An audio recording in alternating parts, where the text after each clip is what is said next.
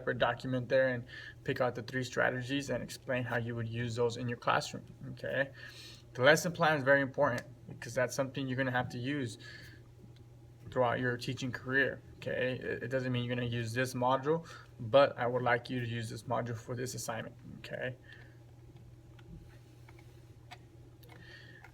the last question that I've had was on the Moodle orientation. The Moodle orientation, I do not want you to worry about.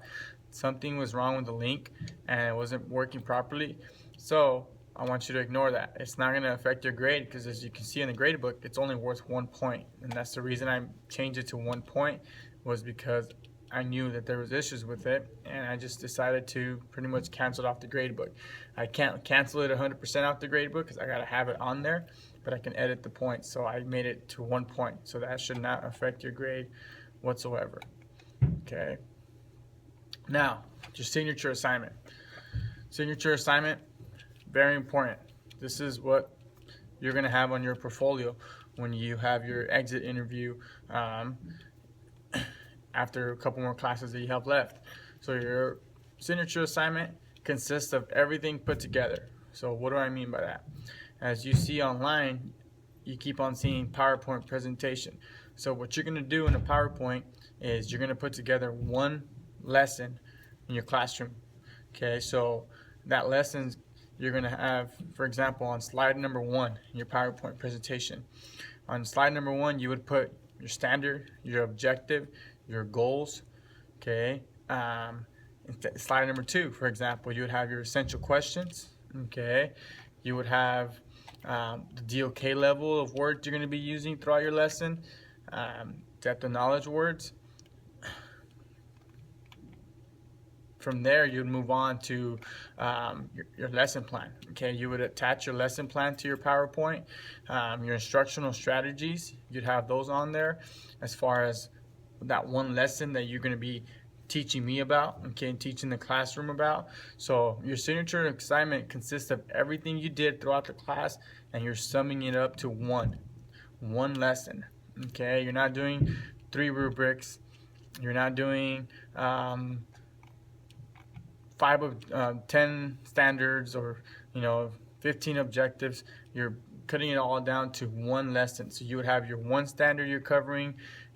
You'd have your 2 or 3 objectives that you're trying to master throughout your presentation there. So you would break this all down into one. Okay, you'd have 1 rubric, how you're going to assess that assignment. So if it's a in-class assignment that you're going to be telling me about, then you'd have that rubric on there. If it's a essay that you're doing, then you'd have that rubric on there.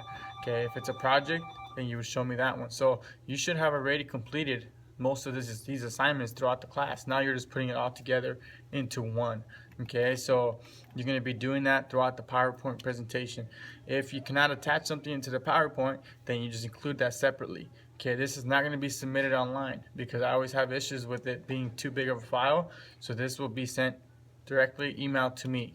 Okay, and this is what you're going to be getting you'll be getting your rubric graded with your evaluation throughout for the whole class, and that's what you're going to be including in your portfolio for me. Okay, so that's what your signature assignment consists of.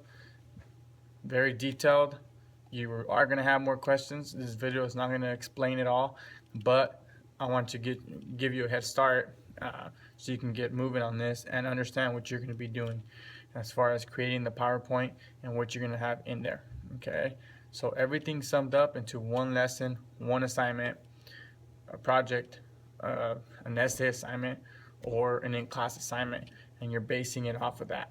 Okay, so yes, you're going to have to create another lesson plan, or if that's the lesson you want to use, the one that you use already on your lesson plan, that is completely fine. But just understand that everything's based off that lesson. Okay. All your assignments. Okay, everything's got to be turned in by the 22nd. Okay, I have to have grades fully turned in the following week, so I have to make sure that I get everything graded and sent back to you guys before I submit the official grades, in case you guys have any questions. So the 22nd, everything needs to be turned in. If you have more questions from this point, please please email me. Okay, I appreciate your time, and if there's anything that have not been cleared about, I apologize.